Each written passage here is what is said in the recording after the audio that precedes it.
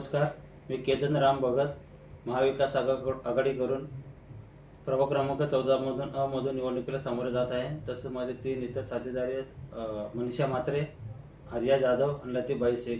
हे माझे प्रभाग क्रमांक 14 मधून निवडणुकीला उभे आहोत. कसा प्रतिसाद लाभतोय?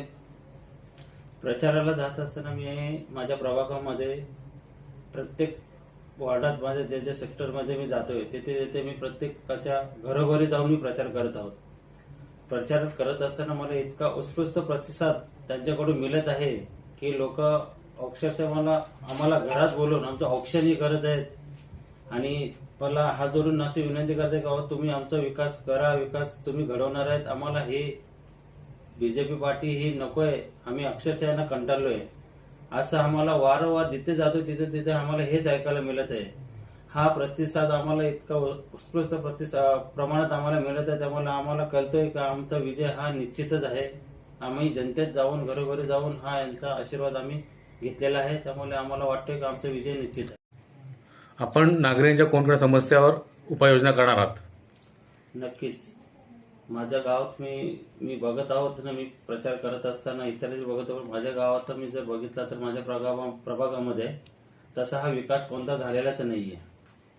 यापूर्वीचे जे नगरसेवक जे होते आमच्या गावातून येत होते, सारिका भगत यांनी तर आमच्या गावाचा विकास हा केलेलाच नाहीये. म्हणून तर ह्या पक्षामध्ये न राहता हे दुसऱ्या पक्षात बीजेपी पक्षामध्ये गेलेले आहेत, भारतीय जनता पक्षात हे गेलेले आहेत पक्ष सोडून. पण मी जर पाहत असताना आमच्या गावाचा जर विचार करायचा ठरला तर विकास हा नाहीच आहे. पाण्याची ही खूप मोठी समस्या आहे गावात. पाणी हा येतच नाहीये. जर एक महिन्याचं 30 दिवस बघितलं तर 20 दिवस पाणी नाहीये. 20 दिवस पाणी बघत त्याच्यातून 20 दिवसातून 1 तास हा पाणी येतोय. आता नुकतंच 1-2 दिवसापूर्वी लाल पाणी आलेलं आहे. ही तर मोठी समस्या आहे की पिण्याच्या पाण्यामध्ये नळाच्या लाईनमध्ये लाल पाणी येतोय, ही मोठी समस्या आहे. रस्ते जर बघितलं तर रस्ते हा गावामध्ये रस्ताच नाहीये. आज बघितलं तर माझा गाव नगरपालिकेचे हा जवळच आहे, हाकेच्या. माझा गाव हा महापालिकेच्या हाकेच्या अंतरावर आहे, तरी पण आमची समस्या काही सुटत नाहीये.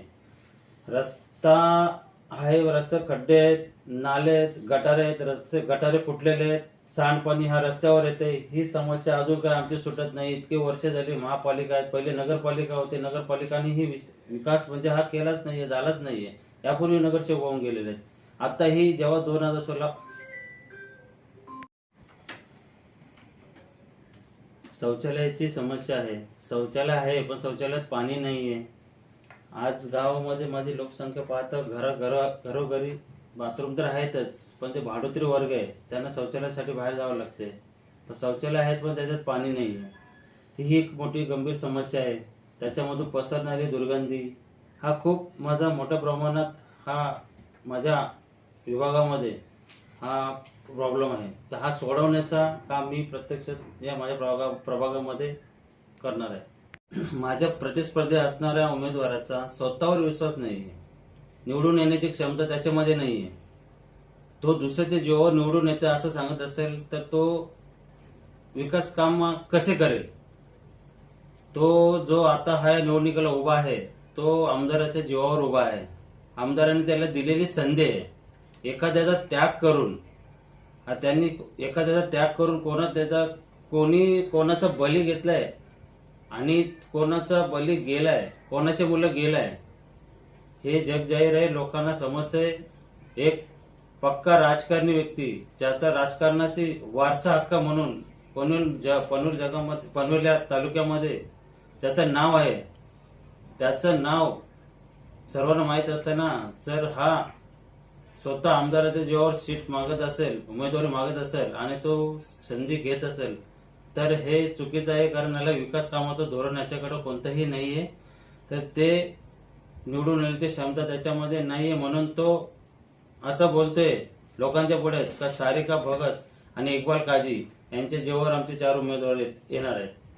पण मला असंही म्हणायचं आहे का सारिका भगत ही लास्ट टाइम नगरसेविका होती, त्यांनी 5 वर्षामध्ये काय विकास कामं केली हे आमच्या गावातील लोकांनाही माहिती आहे. आमच्या गावातील लोक सारिका भगत जेव्हा प्रचाराला येते ना, अक्षरशः त्यांना सांगते की बाई तू आमच्या गावात येऊ नको, तुम्ही कोणतीही आमची कामं केलेली नाहीये.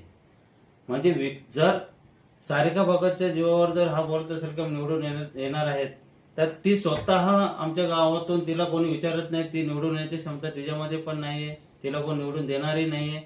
तर म्हणजे हे लोक घाबरलेले आहेत, एकमेकाच्या दुसऱ्यावर ढकलत आहेत का तू मला निवडून आण, तू मला निवडून आण, म्हणजे स्वतःवर यांचा विश्वास नाहीये. आज इक्बाल काझी यांचं नाव घेते. इक्बाल काझी हा पैशाने खूप मोठा आहे, त्यालाही अचानक मिळाली संधी आहे, जबरदस्ती दिलेली संधी आहे. मी प्रचार करत असताना मी माझा हा प्रभाग हा मोल्ल्यापासून तर मोठा खांदा सेक्टर 25 कामोठा खांदा कोणी सेक्टर 13, 14 साईनगर हा असा एवढा मोठा माझा प्रभाग आहे. आताच मी नुकताच एक न्यूज बघितलेली आहे. माझे जे विरोधक प्रतिस्पर्धी आहे त्याची न्यूज बघितलेली आहे का ते असे बोललेले आहेत की माझ्या प्रभागामध्ये 4ही उमेदवार निवडून येणार आहेत. पण ते असं बोललंय की सारिका भगत आणि इक्बाल काझी यांच्या जीवावर मी आमचे 4ही पॅनलमध्ये उमेदवार निवडून येतील. जर जो असं बोलत असेल तर मला असं वाटतंय की सतीश पाटील हा स्वतःच्या जीवावर नाहीये, तर दुसऱ्याच्या जीवावर हा निवडून येणार आहे. पण म्हणजे असंच मला असं वाटतं की याच्या प्रभागामध्ये याचा काही कामकाजावर काही लक्ष नाहीये, हा विकास कोणती कामं केलेली नाहीये, हा दुसऱ्याच्या जीवावर उभा राहिलेला आहे. म्हणजे असं मला समजून येते की माझा विजय हा निश्चित आहे. मी एकच विनंती आहे, महाविकास आघाडीतर्फे मी स्वतः केतन राम भगत, तसेच मनीषा अनंत म्हात्रे, आर्या प्रवीण जाधव, लतीफ रऊफ शेख असे आम्ही 4ही उमेदवार आहेत. आम्ही 4ही उमेदवारांची आमची शिट्टी ही निशाणी आहे. 15 तारखेला आम्हाला 4ही उमेदवारांना निवडून द्या असं हे मी तुमच्याकडून आशीर्वाद मागतो. आम्हाला 4ही उमेदवारांना तुम्ही निवडून द्या असेही तुमच्याकडून मी आशीर्वाद मागतो.